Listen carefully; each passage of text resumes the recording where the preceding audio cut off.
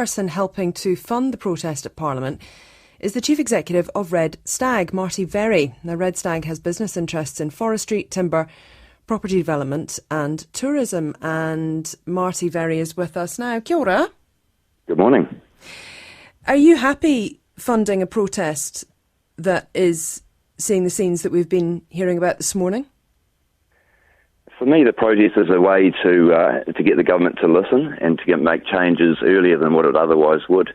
So for me, the major axe to grind I've got with regards to kind of what I'm seeing is just whether or not there's any justification now to maintain a quarantine system at the border for international tourism. I'm looking at the size of that industry. It's been an $18 billion But to be clear, you're quite happy. You stand behind the sorts of things that have been happening over the last 24 hours. A car being driven into police, human excrement being thrown at the cops. You're happy with that kind of stuff? Of course not. No, of course not.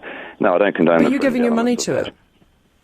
I'm giving money to fund the infrastructure to... Who are you funding?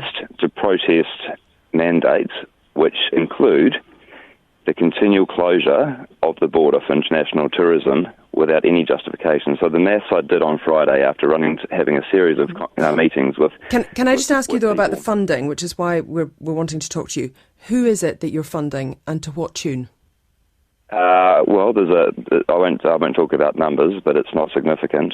There's a site called protestnz.com which collects donations towards the infrastructure set up there, and that's one of the official sort of channels to support protests in New Zealand. But the point I want to make... No, hang on though. You say it's not significant as an amount of money, but your amount and your idea of not significant might be very different to mine. So are we talking, what, thousands? More? Well, you want to talk about significance. The tourism industry generates... We're talking to you about funding of this protest. To New Zealand, okay? How much are you funding? Right? How much are you funding this? Perspective, the tourism industry generates $18 billion a year, right? Now, the analysis I did on Friday... Do you know what the money is going towards? The infrastructure. I've already told you that. Yeah, but specifically, what does that mean? Food, toilets, shelter... whatever they want to put it to. The point is this. How long have you been funding them for? We've got a massive industry. And how long do you intend to fund them for?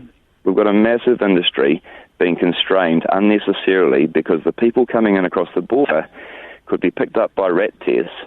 And the analysis we did on Friday was that one person would have got through that rat testing. Sure, but we're trying to talk about the funding. So how long are you anticipating funding this protest for? 1,929 people in the community that had COVID. So what's one extra person coming in across the border to constrain us an $18 billion sector? Are you happy that your money's going to fund, for example, the alt-right and to enable them? There is no justification. The point I'm making is that there is no justification for keeping the borders closed because we've got one extra person. We invited you on, Marty, to talk about the funding of this, which is what I'm trying to talk about. No, you invited me on to talk about the article I wrote on the Herald. Are you happy funding the alt-right? Issues, they can go and read the Herald instead of listening to your radio. Because I guess if you're not happy to fund the alt-right, then you'd tell me, wouldn't you?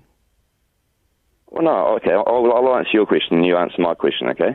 I'm happy to fund protest if protest makes change, okay? Now, of course I'm not happy with some of the antics. Nobody is, you know?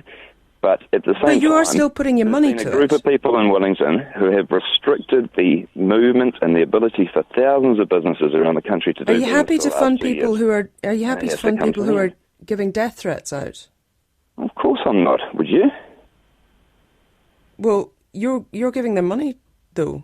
You're the one who's literally putting your money where your mouth is. I'm giving a little bit of money to try to get an $18 billion industry for New Zealand resurrected because it's unnecessarily shut down and unjustifiably shut down now that there is so much COVID in the community and so little risk of it coming into and across the border with a rat test regime. Marty Verry, thank you very much for your time this morning on Morning Report. Chief Executive of Red Stag there, one of the people who is helping to fund that protest down at Parliament.